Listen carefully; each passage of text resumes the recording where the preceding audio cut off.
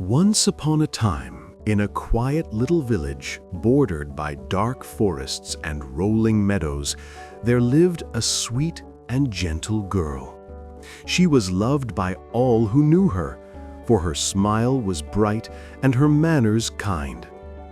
Her grandmother, who adored her most of all, sewed her a special hooded cloak of deep crimson velvet.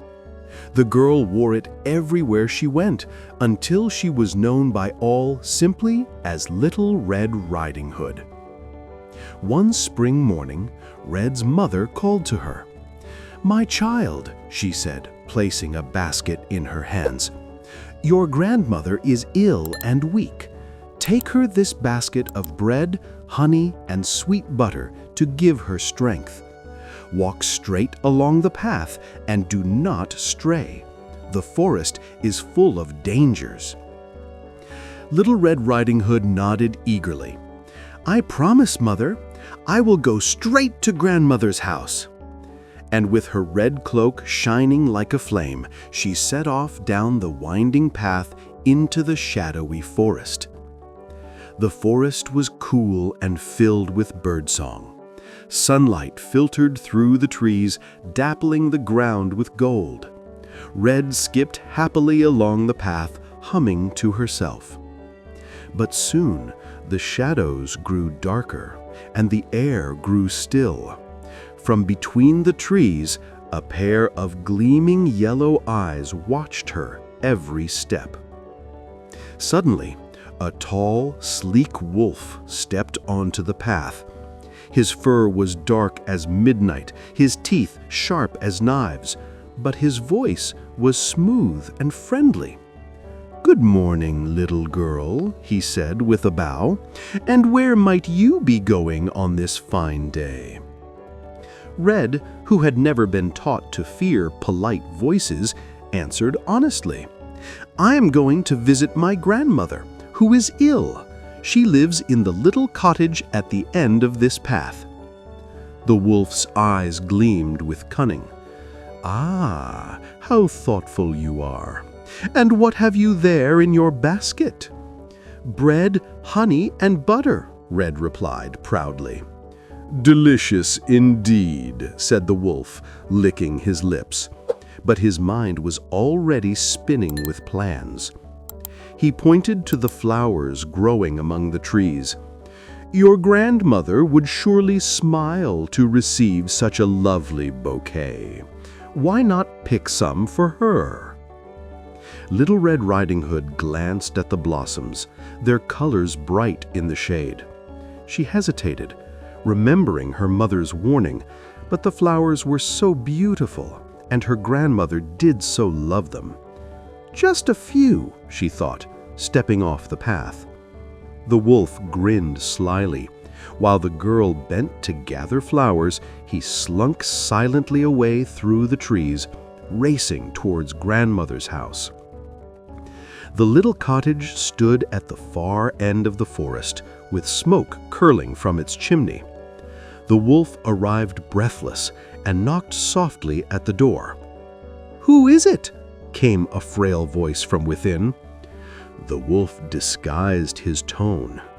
"It is I, your granddaughter, Little Red Riding Hood.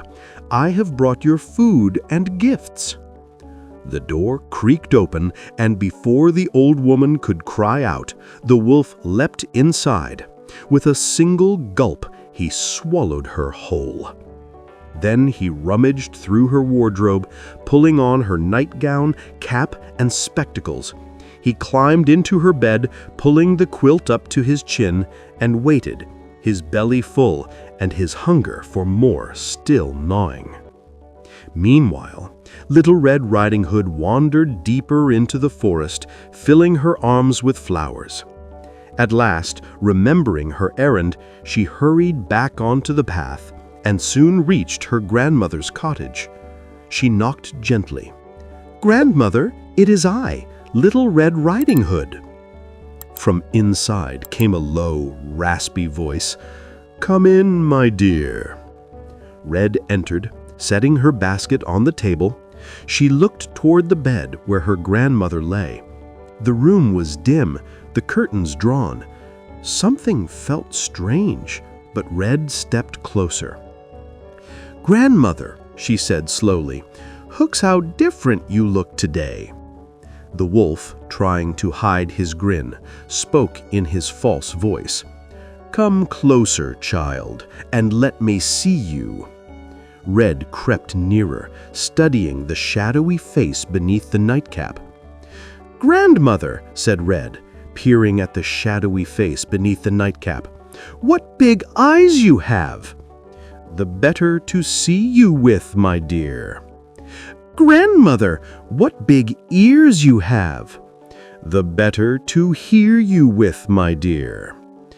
"Grandmother, what big hands you have!" "The better to hug you with, my dear."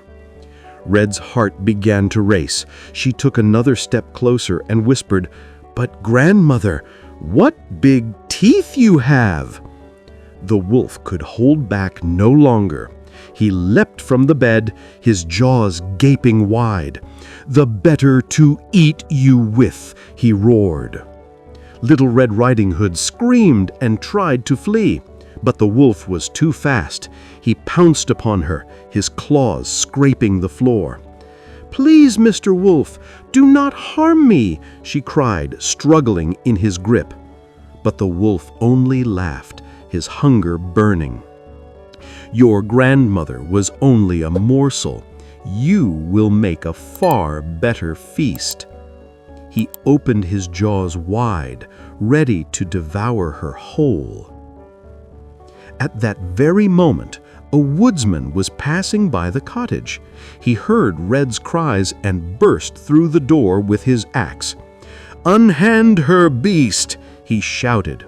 The wolf turned, snarling, but the woodsman struck swiftly, driving him back. With a final blow, the wolf collapsed, and all was silent. The woodsman helped Red to her feet. She was shaken but unharmed. Together they cut open the wolf's belly, and to their amazement, grandmother climbed out, weak but alive. For the wolf had swallowed her whole but not digested her. Grandmother embraced her granddaughter with tears of joy. "My brave little girl," she said, "you have given me the will to live again." The woodsman stitched the wolf's belly with heavy stones, so he would never trouble anyone again. Then they all sat down at the table, where Red's basket of bread, honey, and butter became a feast of celebration. Afterwards, Red's mother arrived, relieved to find them safe. She embraced her daughter and said gently, "Remember, my child, never again stray from the path. The forest holds both beauty and danger." Red nodded solemnly. "I will remember, Mother. I have learned that even the sweetest words can hide sharp teeth."